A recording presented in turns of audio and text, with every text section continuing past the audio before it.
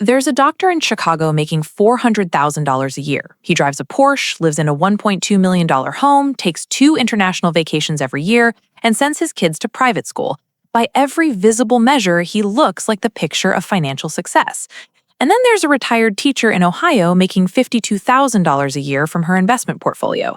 She drives a 7-year-old Honda, lives in a paid-off house in a modest neighborhood, and spends her mornings reading and her afternoons doing whatever she wants.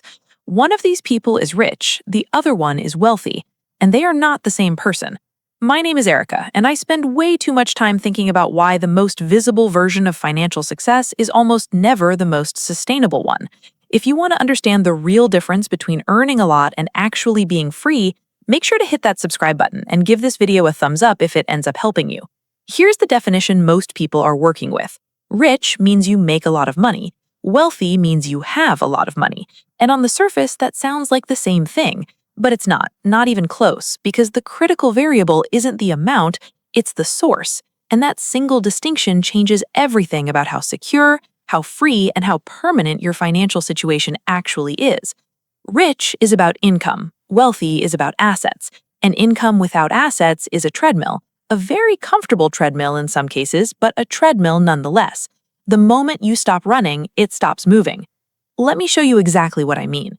The doctor making $400,000 a year has an extraordinary income. He is, by any conventional definition, rich. But let's look at his actual financial picture. His mortgage payment on the $1.2 million home is roughly $7,500 per month. His Porsche lease is $1,800 per month. Private school tuition for 2 kids runs about $60,000 per year.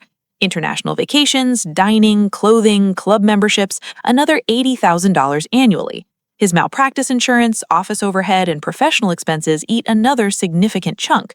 And because he waited until his 30s to start earning serious money, his retirement accounts are decent but not extraordinary. Now, here's the question. What happens if this doctor gets injured and can't practice medicine for 2 years? What happens if he gets sued and loses? What happens if he burns out, which doctors do at alarming rates, and needs to step back? The answer is his entire financial life collapses within months. Not because he's irresponsible, not because he's made terrible decisions, but because his lifestyle is entirely dependent on his ability to keep showing up and earning. He has income, he does not have wealth. Now let's look at the retired teacher. She earned a modest salary for 30 years, but she did something that most high earners never do.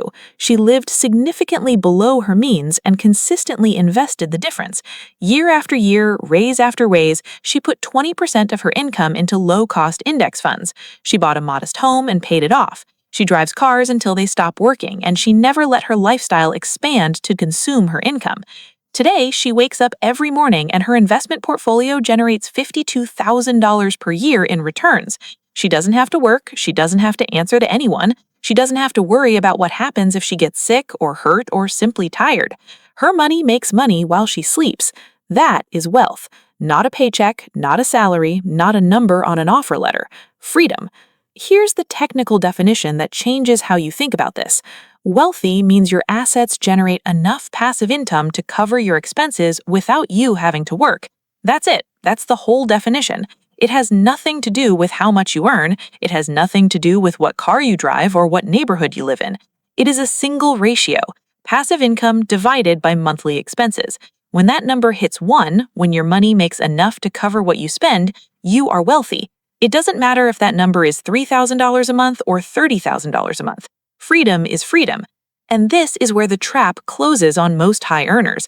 Because the way our culture defines success, the house, the car, the vacation, the private school, the restaurants, the wardrobe, all of those things raise your expense side of the equation. Every lifestyle upgrade makes the wealth number harder to hit.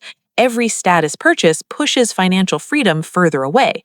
The doctor isn't just spending money on a Porsche, he's adding $1,800 to the monthly expense number that his passive income someday needs to exceed. He's making himself more expensive to free. The teacher did the opposite. Every time she resisted a lifestyle upgrade, she kept her expense number low. She made herself cheaper to free, and she invested the difference into assets that eventually did the freeing for her. Now let's talk about why this is so hard to see in real life. Because the rich person looks more successful than the wealthy person almost every single time. The rich person has the visible markers of success: the house, the car, the clothes, the vacations, the restaurants. The wealthy person might live in a paid-off, modest house, drive a reliable used car, and spend their days doing things that don't photograph well for social media. They look ordinary. They look like they haven't made it yet. And that gap between appearance and reality is exactly what traps most people into chasing richness instead of building wealth. Robert Kiyosaki put it this way in Rich Dad, Poor Dad, which came out in 1997 and still applies uncomfortably well today. Rich people buy liabilities and call them assets. Wealthy people buy actual assets. A liability is something that takes money out of your pocket every month. An asset is something that puts money into your pocket every month. The Porsche is a liability. The investment portfolio is an asset. The $1.2 million home with a $7,500 monthly payment is a liability. The paid-off modest house with zero payment is effectively an asset. The private school tuition is a liability. The index fund receiving that $60,000 per year would be an asset generating thousands in returns annually.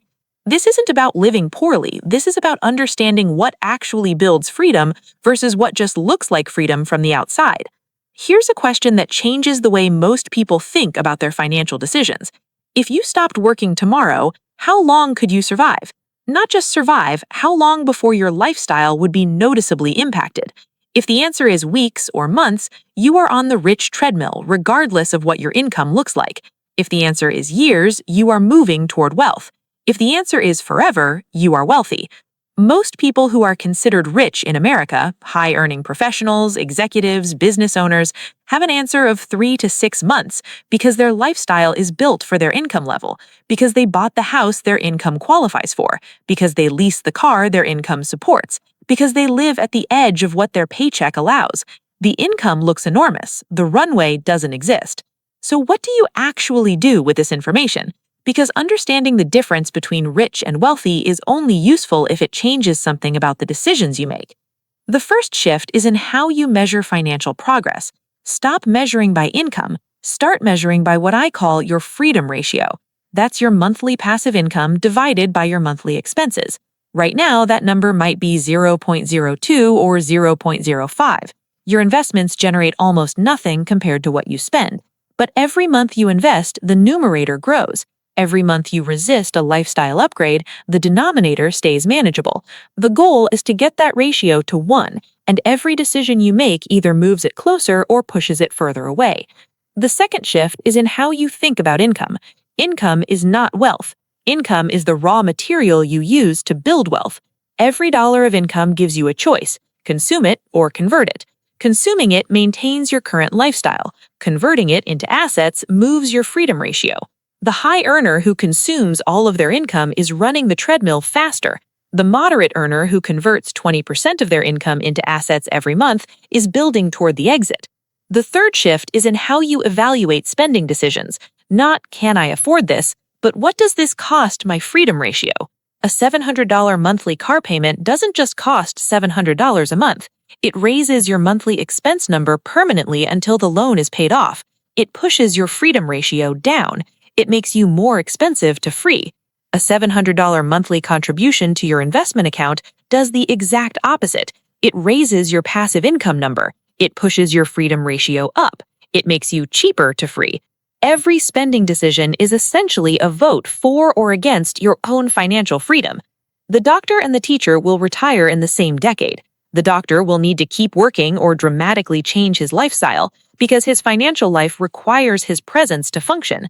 The teacher already stopped. She was free years ago. She just kept living the same life she always had because she liked it. That is the real difference between rich and wealthy. Rich requires you. Wealthy doesn't. You can earn your way to rich. Only discipline and time build wealthy. And the people who confuse the two spend their entire careers running faster on a treadmill they could have stepped off years ago if they'd understood which direction they were actually moving. If this video changed how you think about money, make sure to smash that like button and subscribe.